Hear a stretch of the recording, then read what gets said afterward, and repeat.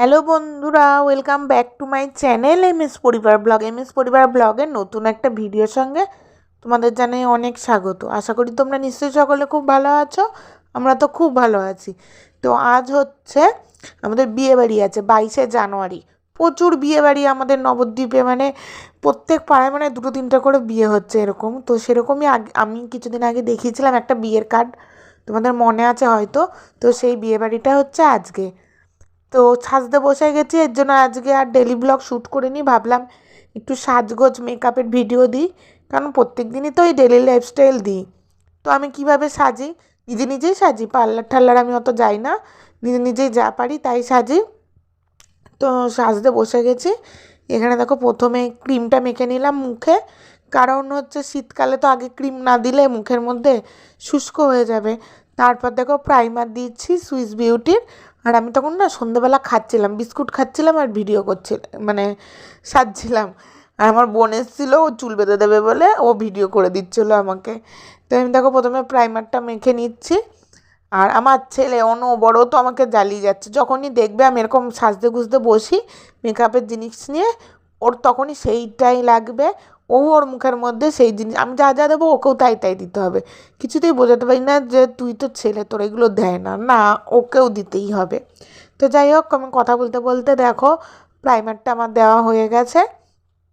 ভালো করে প্রাইমারটাকে আমি মুখের সাথে মিশিয়ে নিচ্ছি। এরপরে আমি দেব ফাউন্ডেশন। তো ফাউন্ডেশনও হচ্ছে সুইস বিউটির ফাউন্ডেশন দেব। আর দেখো আমি ব্লাউজটা পরে নিয়েছি একবারে, কারণ মেকআপটা করেই আমি শাড়িটা পরে নেবো আগে, তারপর চুলটা বাঁধবো।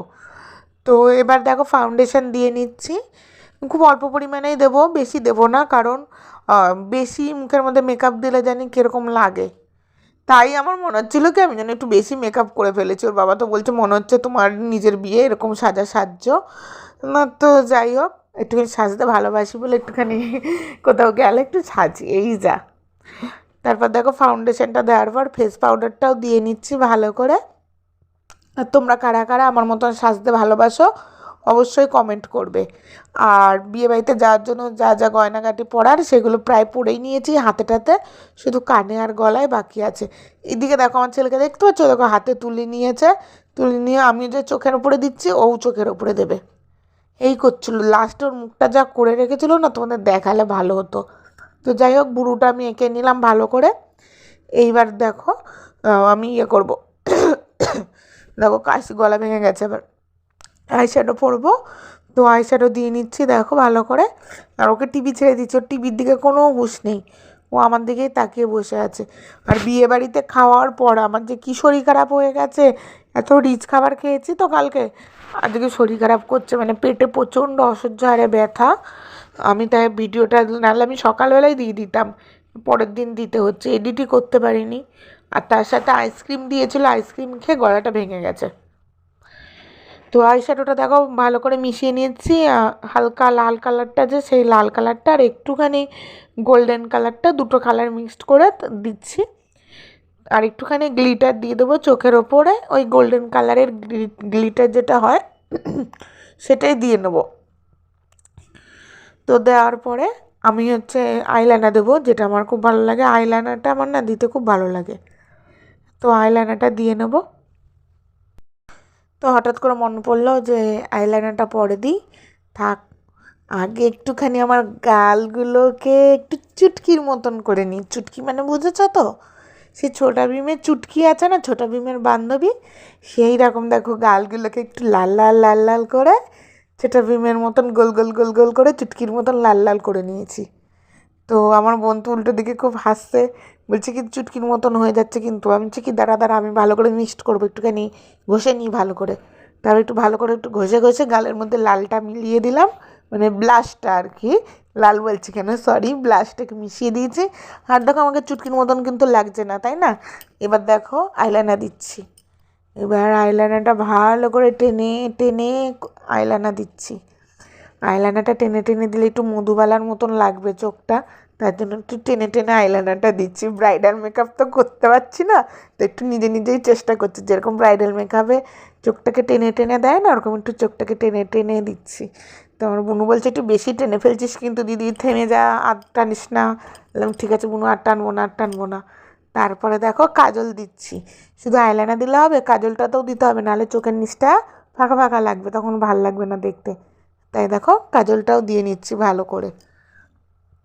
আর আমার বোনু বলছে মুখের থেকে আয়না তুমি একটু সরাও সুন্দরী, বারবার করে আয়নাটা মুখের সামনে নিচ্ছি আর ও আমাকে এই গানটা করে করে শোনাচ্ছে। তারপর সব থেকে ফেভারিট জিনিস আমার হাইলাইটার, যেটা গালে দিলে একটু চকচক চকচক চক করবে আর সবাই আমার দিকে তাকাবে, এই মেয়েটার মুখটা কি গ্লেজ দিচ্ছে, কিন্তু বুঝবে কী করে আমি হাইলাইটার মেরে এসেছি মুখের মধ্যে। তারপরে দেখো যাতে মেকআপটা না ওঠে দিয়ে দিলাম ফিক্সার। আমি ফুল রেডি, দেখো শাড়ি পরে মেকআপ করে সিঁদুর পরে কেমন লাগছে কমেন্টে কিন্তু অবশ্যই জানাবা। আর দেখো চুলটা আমার বুনু বেঁধে দিয়েছে, কি সুন্দর করে বেঁধেছে তাই না? এই জন্য বললো একটু পেছন ঘোর, তোর বন্ধুদের দেখাই তোর চুলটা কেমন করে বেঁধেছিস। বললাম ঠিক আছে দেখা দেখা। তারপর এবার দেখো দেখো কেমন লাগছে অবশ্যই কিন্তু কমেন্ট করে জানাবে।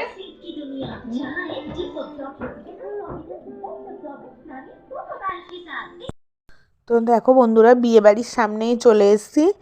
তো গেটের সামনে এরকম লাইটিং দিয়ে সাজিয়েছে, তো গেটের ঢুকে গেছি, তারপর মনে হলো গেটের সামনেটাই তো দেখায়নি, তাই আবার বেরোচ্ছি, বেরিয়ে গেটের সামনেটা তোমাদের দেখাচ্ছি। তো গেটের সামনেটা দেখো কি সুন্দর ফুল দিয়ে সাজিয়েছে।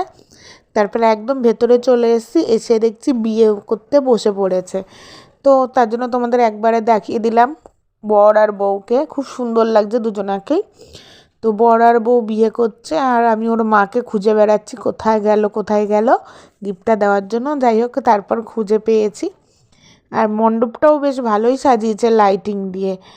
আর আমি না বেশি ভিডিও করতে পারিনি, কারণ আমার খুব লজ্জা করছিলো, কারণ আমাদের পাড়ার বিয়ে তো আশেপাশে সবাই প্রায় চেনা জানা।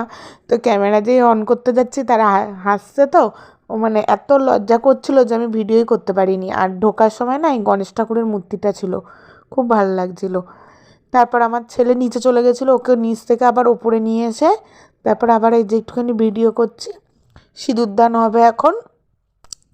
তারপর এখান থেকে চলে যাব, ওখানে স্টল বসেছে, স্টলে তো স্টল থেকে দেখো এখানে দুটো চিকেন বল আর একটা হরিয়ালি চিকেন নিয়েছে, আর একটা চিকেন, ওটা চিকেন একটা আইটেম ছিল, ওটার নামটা মনে পড়ছে না। আর আমার মেয়েও দেখো তাই খাচ্ছে, আর একটা ছিল পনির সাথে, ওটাও নিইনি। তো আমার মেয়ে আর আমি দুজনে মিলে খাচ্ছি। এই দেখো এখানে স্টল বসেছে, এই স্টলে দিচ্ছিল। আর তারপর ওই স্টল থেকে খাওয়া দাওয়ার পর একবারে চলে এসেছি মেন কোর্সে, কারণ হচ্ছে ওর বাবা বলছে এরপরে যখন বরযাত্রী বসবে অনেক ভিড় হয়ে যাবে, চলো ফাঁকায় ফাঁকায় তাড়াতাড়ি করে খেয়ে নিই।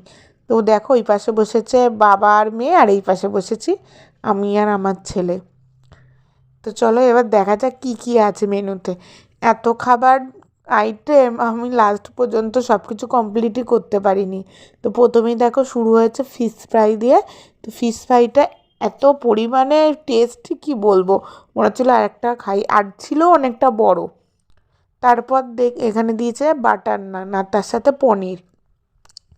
ফিশ ফ্রাইটা হচ্ছে ভেটকি মাছ দিয়েছিল, পুরোটাই মাছের কোটিং ছিল ভেতরে। আর তারপর দিয়ে দিয়েছে এখানে দই কাতলা আর ভাত। তারপর চলেছে দেখো মটন বিরিয়ানি আর চিকেন চাপ। তো সবাইকেই একই লেগ পিস দিয়েছে, এক পিস করে। তো আমাদের চারজনের চারটে, দেখো আমার ছেলের, এ দেখো আমার বরের আর আমার মেয়ের। আমার মেয়ে তো খুব খুশি লেগ পিস পেয়ে, কারণ ও বাড়িতেও লেগ পিসই ভালো খায়। আর আমার ছেলেও এখানে এসে একা একাই খাচ্ছে। আর আমার বরটা দেখেছো কেমন শয়তান, যে আমি খাচ্ছি আর ওখানে ভিডিও করে নিয়েছে।